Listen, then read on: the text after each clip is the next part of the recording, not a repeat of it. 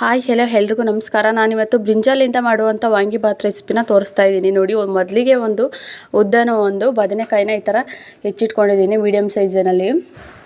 ಅದನ್ನು ನೀರಿಗೆ ಹಾಕ್ಕೊಳ್ಬೇಕು, ಇಲ್ಲಾಂದರೆ ಅದು ಬೇಗ ಕನೆ ಬಿಟ್ಕೊಳ್ಬಿಡುತ್ತೆ. ಅದಾದ ನಂತರ ಒಂದು ಫುಲ್ ಬೆಳ್ಳುಳ್ಳಿ ಜಜ್ಜಿಟ್ಕೊಂಡಿದ್ದೀನಿ. ಅದಾದ ನಂತರ ಒಂದು ಈರುಳ್ಳಿ, ಸ್ವಲ್ಪ ಒಂದು 3 ಮೆಣಸಿನ್ಕಾಯಿ ರೆಡ್ಡು. ಅದಾದ ನಂತರ ಸೈಡಲ್ಲಿ ಅನ್ನಕ್ಕೆ ಇಟ್ಕೊಂಡಿದ್ದೀನಿ, ಪಕ್ಕದಲ್ಲಿ ಅನ್ನ ಕಾಯಿಸ್ಕೊಳ್ಳೋಕ್ಕೋಸ್ಕರ. ಸೊ ಸೂಪರಾಗಿರುತ್ತೆ ವಾಂಗಿಬಾತ್ ರೆಸಿಪಿ. ಬನ್ನಿ ಸ್ಟಾರ್ಟ್ ಮಾಡ್ತಾಯಿದ್ದೀನಿ. ಇವಾಗ ಸ್ಟವ್ನ ಆನ್ ಮಾಡ್ಕೊಳ್ಳಿ. ಅದಾದ ನಂತರ 1 ಸ್ಪೂನಷ್ಟು ಸಾಸಿವೆ ಹಾಕ್ಕೊಳ್ತಿದ್ದೀನಿ. ಅದಾದ ನಂತರ 1 ಸೌಟು ಇಲ್ಲ ಅರ್ಧ ಸೌಟು ಆಯಿಲ್ ಹಾಕ್ಕೊಳ್ಳಿ. ಒಂದೆಷ್ಟು ಫುಲ್ ಕರ್ಬೇವಿನ ಸೊಪ್ಪು,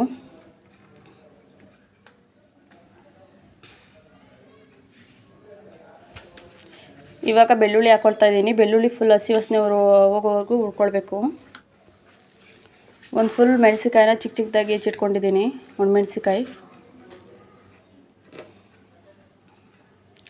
ಮತ್ತು ಸ್ವಲ್ಪ 2 ಸ್ಪೂನಷ್ಟು ಕಡಲೆಬೇಳೆ, ಹಾಗೆಯೇ 1 ಸ್ಪೂನಷ್ಟು ಉದ್ದಿನಬೇಳೆನ ಸಹ ಇದರಲ್ಲೇ ಹಾಕ್ಕೊಳ್ಬೇಕು ಫ್ರೈ ಮಾಡ್ಕೊಳ್ಳೋಕ್ಕೆ.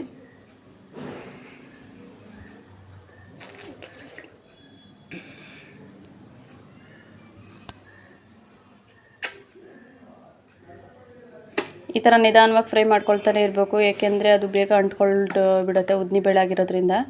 ಫ್ರೈ ಮಾಡ್ಕೊಳ್ತಾನೆ ನಿಧಾನವಾಗಿ ನೋಡ್ಕೊಳ್ತಾ ಇರಬೇಕು ಲೋ ಫ್ಲೇಮಲ್ಲಿ. ಅದಾದ ನಂತರ ನಾವೇನು ಹೆಚ್ಚಿಟ್ಕೊಂಡಿದ್ದೀವಿ ಆನಿಯನ್ ನೋಡಿ, ಮೀಡಿಯಮ್ ಸೈಜ್ನಲ್ಲಿ ಹೆಚ್ಚಿಟ್ಕೊಂಡಿದ್ದೀನಿ, ಅದನ್ನು ಸಹ ಫ್ರೈ ಮಾಡ್ಕೊಳ್ಬೇಕು.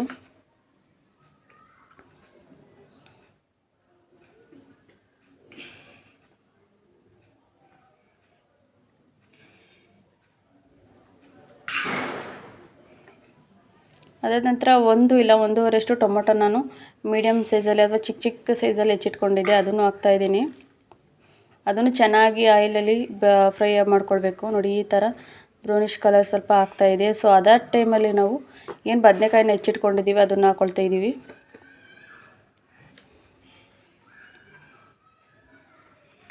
ಬದನೆಕಾಯಿನೂ ಅಷ್ಟೇ ಫುಲ್ ಫ್ರೈ ಮಾಡ್ತಲೇ ಇರಬೇಕು, ಏಕೆಂದರೆ ಬೇಗ ಅದು ಕನೆ ಬಿಟ್ಕೊಂಡು ಬಿಡುತ್ತೆ. ಫ್ರೈ ಮಾಡ್ತಲೇ ಇರಬೇಕು ಆಯಿಲಲ್ಲಿ. ಅದು ಎಲ್ಲಿವರೆಗೂ ಅಂದರೆ ಅರ್ಧ ಬೇಯಬೇಕದು, ಆ ಥರ ಫ್ರೈ ಮಾಡ್ಕೊಳ್ಬೇಕು.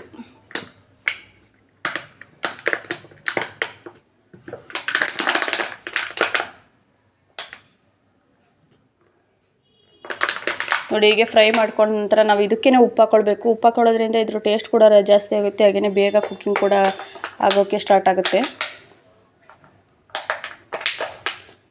ಅದಾದ ನಂತರ ನಾವು ತಂದಿರ್ತೀವಿ ಅಂಗಡಿಯಿಂದ MTR ವಾಂಗಿಬಾತ್ ಪೌಡರ್, ಅದನ್ನು ಹಾಕ್ಕೊಳ್ಬೇಕು. ಒಂದು ಫುಲ್ ಹಾಕ್ಕೊಳ್ಬೇಕು, ಏಕೆಂದರೆ ಇಷ್ಟು ಒಂದು ಫುಲ್ ಬದನೆಕಾಯಿಗೆ ಒಂದು ಫುಲ್ ಹಾಕಲೇಬೇಕು, ಇಲ್ಲಾಂದರೆ ಆಗಲ್ಲ. ಸೊ ಒಂದು ಫುಲ್ ಹಾಕ್ಕೊಂಡೆ ನಾನು, ಒಂದು ಉದ್ದ ಬದನೆಕಾಯಿ ಆಗಿರೋದ್ರಿಂದ ಹಾಕ್ಕೊಂಡೆ. ನೀವು ನಿಮ್ಮ ಬದನೆಕಾಯಿ ಎಷ್ಟು ಚಿಕ್ಕದಿರುತ್ತೋ ಅಥವಾ ದೊಡ್ಡದಿರುತ್ತೋ ನೋಡಿಕೊಂಡು ಪೌಡ್ರ ಯೂಸ್ ಮಾಡ್ಬೋದು. ಅದಾದ ನಂತರ ಮೇಯ್ನ್ ಇದಕ್ಕೆ ಇಂಗ್ರೀಡಿಯೆಂಟ್ ಬಂದು ಹುಣಸೆ ಹುಳಿನೂ ಸಹ ನಾನು ಒಂದು 2-3 ನೆನೆಕ್ಕೆ ಇಟ್ಕೊಂಡು ಹುಳಿನ ತೆಕ್ಕೊಂಡಿದ್ದೀನಿ, ಅದನ್ನು ಹಾಕ್ತಾಯಿದ್ದೀನಿ. ಅದನ್ನು ಸಹ ಫುಲ್ ಫ್ರೈ ಮಾಡ್ಕೊಳ್ಬೇಕು, ಇಲ್ಲಾಂದರೆ ಕೆಳಗಡೆ ಎಲ್ಲ ಅಂಟಿಸಿ ಇದು ಹೋಗ್ಬಿಡುತ್ತೆ. ಸೊ ನೀಟಾಗಿ ಈ ಥರ ಫ್ರೈ ಮಾಡ್ಕೊಳ್ತಲೇ ಇರಬೇಕು.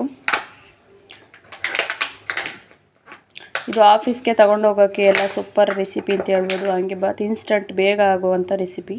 ನೋಡಿ, ಈ ಥರ ಬೆಂದಿದೆ.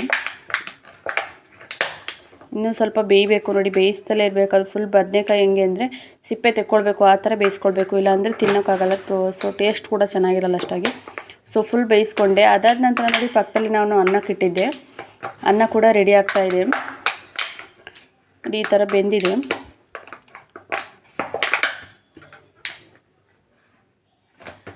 ಇವಾಗ ನಾವು ಬೆಂದಿದೆ ಅಂತ ಹೇಳ್ಬೋದು. ಸೊ ಹಾಗಾಗಿ ಈಗ ಡಿಶ್ನ ರೆಡಿ ಮಾಡ್ಕೊಳ್ಳೋಣ. ಮೊದಲಿಗೆ ರೈಸ್ ಹಾಕ್ಕೊಳ್ತಾ ಇದ್ದೀನಿ.